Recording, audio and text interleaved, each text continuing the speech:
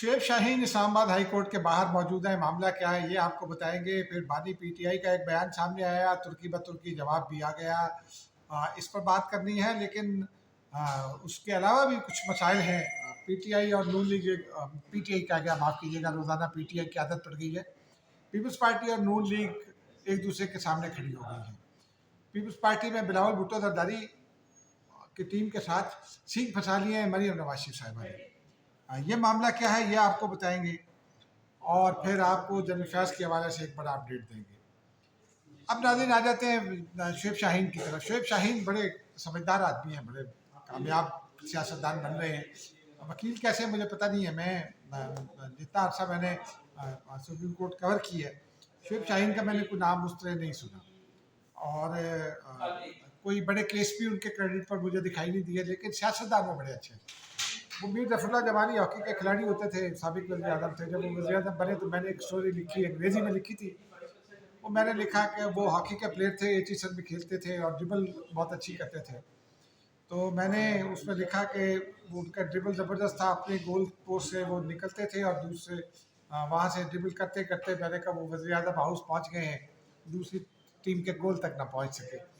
میر ظفر اللہ خان جمالی صاحب نے مجھے بلایا، ملاقات کی، تھوڑی سی ناراضگی کا اظہار کیا، لیکن بعد ازاں تعریف بھی کی کہ جملہ تم نے بڑی خوبصورتی سے لکھا۔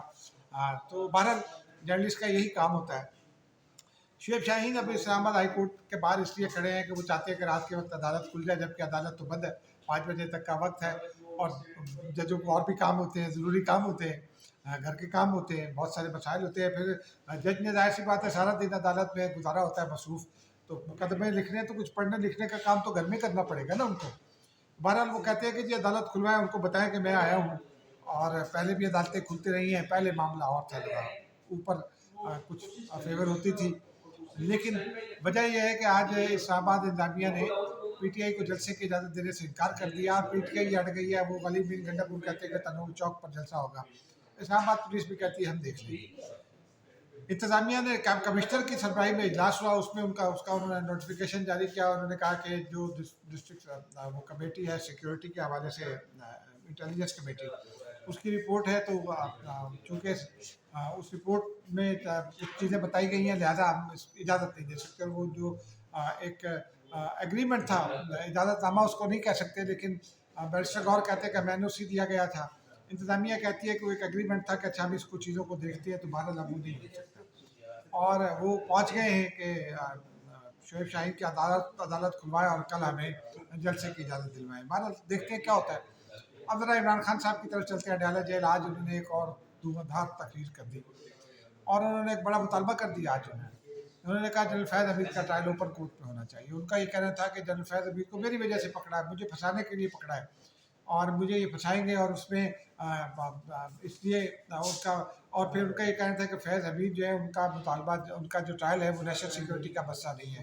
ارے بھائی 40,000 جو دہشت گرد ان کی فیملی کو بچانے کا معاملہ ہے، نیشنل سیکورٹی کا معاملہ ہے، نیشنل سیکورٹی پر کمپرومائز کرنے کے معاملات ہیں، یہ رپورٹ سب سامنے آ چکی ہیں، تو وہ کیسے نیشنل سیکورٹی کا معاملہ نہیں ہوگا۔ ایک پھر آرمی ایکٹ ہے، آرمی ایکٹ میں پہلے میں اور اب میں ایک فرق ہے۔ آرمی ایکٹ کو 18ویں ترمیم کے بعد جو آئین کے شیڈول ہیں ان کا حصہ بنا دیا گیا، جبکہ کچھ لوگ یہ کہتے ہیں کہ جناب وہ تو فوجی عدالتیں اسپیشل بنی تھی اس وقت بھی، جب دہشت گردوں کو سزا دینے کا معاملہ تھا وارن ٹیرر میں، وہ معاملہ بھی ذرا مختلف تھا، کیونکہ وہ ترمیم الگ سے ہوئی تھی، اور پھر اس میں اضافے کے لیے ون ٹائم ایک ترمیم بھی ہوئی۔ وہ ترمیم جو ہے وہ صرف فوجی عدالتوں کے لیے تھی، وہ دہشت گردی سے متعلق فوجی عدالتوں کے لیے، اس کا آرمی ایکٹ سے کوئی تعلق نہیں تھا۔ وہ آرمی ایکٹ کے تحت گورنر ان کو ہونا تھا، بس اتنا تعلق تھا۔ لیکن آرمی ایکٹ جو ریگولر ہے اس کے تحت جو رولز مرتب ہیں وہ اب آئین کا حصہ سمجھے جاتے ہیں، تو اس لیے ان کے اوپر کچھ نہیں ہو سکتا۔ کوئی پرائیویٹ شخص جو ہے وہ یہ مطالبہ بھی نہیں کر سکتا، کیونکہ اس میں قانونی لوازمات، ضوابط سب اس میں پورے کیے جاتے ہیں۔ جام ساقی کیس چلا تھا، میرے استاد ہیں جرنلزم میں سہیل سانگی، وہ بھی جام صاحب کے کزن تھے، تو اس کیس میں امپلیکیٹ ہوئے تھے۔ بینظیر بھٹو بھی گواہ کے طور پر پیش ہوئی تھی، فوجی عدالت تھی، اور جنرل ضیاء الحق کا خوفناک مارشل لا تھا، اس میں بھی یہ سب ہوا تھا۔ تو بہرحال اب دیکھتے ہیں کیا ہوتا ہے، لیکن اب آتے ہیں عمران خان صاحب کی اگلے ان کی جانب۔ बयान की जा रही। उनका ये फरमाना था कि जनाब ये ओपन कोर्ट में हो जाएगा, जनरल आसिफ से मुतालबा करता हूँ ओपन कोर्ट में होगा तो दूध का दूध पानी का पानी हो जाएगा। साथ ही उन्होंने कहा 9 मई को साजिश थी, अपने खिलाफ उन्होंने साजिश करार देते हुए कहा मुझे पता है मुझे पकड़ने के अहकाम किसने दिए थे। साफियों ने पूछा भाई किसने दिए थे बता दें, तो उन्होंने कहा वही जो नंबर 1 है और रेंजर्स को कंट्रोल करता है। भाई वो कौन है जो रेंजर्स को कंट्रोल करता है? रेंजर्स को तो वज़ीर दाखिला कंट्रोल करता है। और फिर उन्होंने कहा, जब ये पूछा साफियों ने तो उन्होंने कहा वो किंग, वो सुपर किंग, कुछ इस तरह की उन्होंने बात की, लेकिन नाम नहीं बताया। बड़े इमरान खान साहब भी समझदार सियासतदान हो गए, राजी उन्होंने नाम नहीं बताया। लेकिन जब ये मुतालबा उन्होंने दाग दिया जनरल फैज़ हमीद वाला, तो उसके बाद हमने पूछा सिक्योरिटी राय से, हमने कहा भी अब आप बताएं आप क्या कहते हैं। उन्होंने मुतालबा कर दिया है और वो कामयाबी के साथ इमरान खान सूरत हाल को, मेरी रीडिंग ये है कि वो कामयाबी के साथ सूरत हाल को यहाँ तक लाए हैं कि दो ही फरीक का एक तनाज़े के उन्होंने शो कर दिए हैं। एक जानिब एस्टैब्लिशमेंट है यानी फ़ौज है, दूसरी जानिब वो खुद है।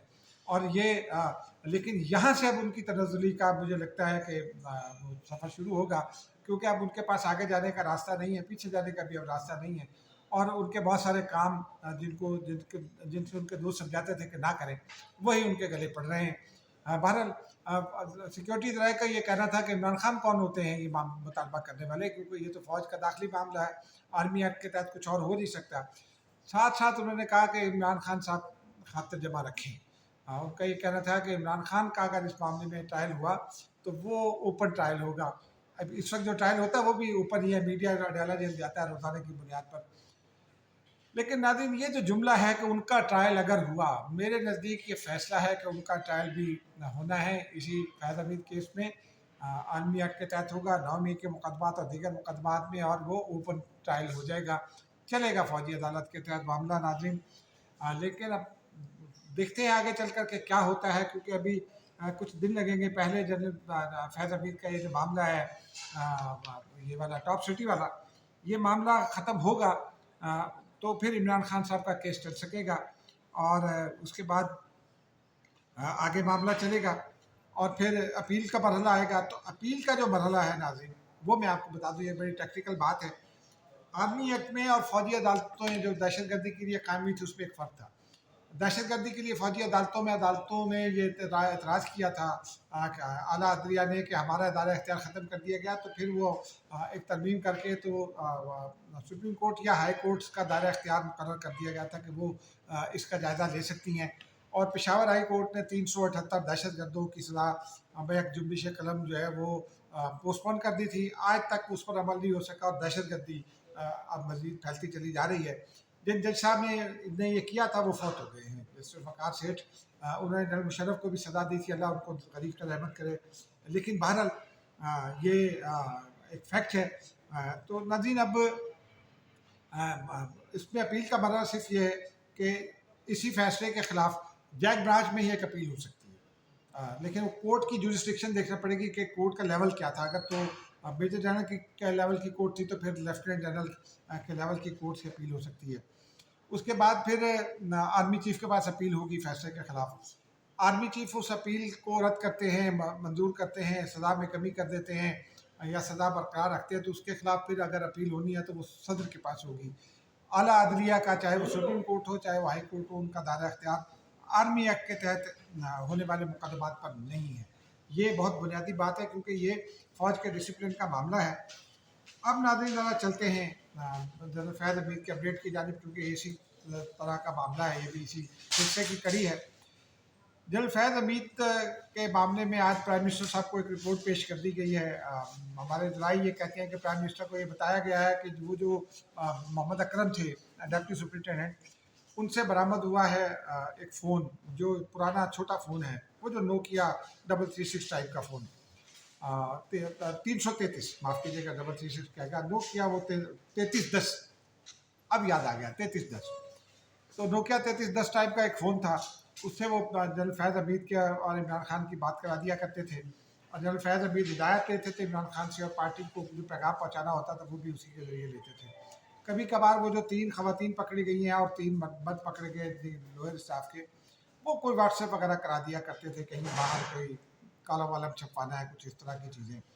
बहरहाल ये बड़ा अपडेट था, हमने कहा आप तक पहुँचाएँ, क्योंकि 3 फ़ोन और दस्तयाब वो बाज़ेयाब हुए हैं जो इस्लामाबाद, रावलपिंडी की मुख्तलिफ लोकेशन पर थे। तो अब जब केस चलेगा तो उसकी मज़ीद तफ़सीलात उसी वक्त सामने आएंगी, लेकिन जो ही कोई अपडेट आएगा फैज़ अमीन केस में हम आपको उससे आगाह करते रहेंगे। नाज़रीन, अब एक और बड़ी पोलिटिकल स्टोरी की जानिब चलते हैं। अभी पिछले दिनों पंजाब ने ये ऐलान किया कि नवाज शरीफ साहब के जरिए ऐलान करवाया कि जनाब 2 माह के लिए बिजली के बिलों में 14 रुपये फी यूनिट रियायत दी जाएगी 500 यूनिट तक के लिए।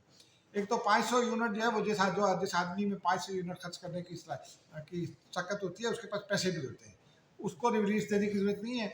जो रिलीफ देनी चाहिए वो 300 यूनिट तक देनी चाहिए, क्योंकि ये मिडिल क्लास के वो लोग हैं जो काफ़ी हैंड टू माउथ रहते हैं। बहरहाल सिंध हुकूमत से भी फिर ये मुतालबा, मरियम नवाज साहिबा की टीम ने इधर उधर लोगों से ये मुतालबा करवाया कि सिंध हुकूमत भी ये रिलीफ दे, बाकी भी 2 हुकूमतें हैं। सिंध हुकूमत ने, वज़ीर आला ने एक जवाब दे दिया कि भाई मैं इस पर हंसी आती है इस किस्म के इक़दाम पर, क्योंकि लॉन्ग टर्म तो ये है नहीं। सईद गनी ने प्रेस कॉन्फ्रेंस भी कर डाली। अब ये तुर्की ब तुर्की एक बहस शुरू हो गई है। फिर मुस्तफ़ा कमाल ने प्रेस कॉन्फ्रेंस की तो मरियम नवाज साहिबा ने उनको ट्वीट कर दिया। इतना ये है कि मरियम नवाज और बिलावल भुट्टो की टीम के दरमियान सींग फंस गए हैं, और बिलावल भुट्टो इसके ऊपर बहुत बरहम है। नून लीग की हुकूमत पीपल्स पार्टी के वोटों पर खड़ी है, और चूँकि पीपल्स पार्टी ने अभी तक PTI पर पाबंदी के हवाले से कोई वादे फैसला नहीं दिया, तो मेरी अपनी रीडिंग ये कहती है, पॉलिटिकल रीडिंग या एनालिसिस, कि ये मामला ये राह इसलिए अख्तियार की गई है कि पीपल्स पार्टी को दबाव में लाया जाए उस मामले पर, लेकिन ये नून लीग के गले पड़ सकती है। ताहम एक इसमें हौसला अफजा डेवलपमेंट ये हुई है कि वज़ीर आज़म ने कल शाम को इशाइये पर बुला लिया बिलावल भुट्टो ज़रदारी को, और उनके साथ वो जो मुज़ाकराती कमेटी बनी हुई है पीपल्स पार्टी की, उसको, क्योंकि अगर ये ना हुआ तो नुकसान पीपल्स पार्टी का तो शर क्या क्या होगा, लेकिन बहुत नुकसान होगा नून लीग का। नाज़रीन, अब तक के लिए इतना ही, मुझे इजाज़त दीजिए। खुदा हाफ़िज़।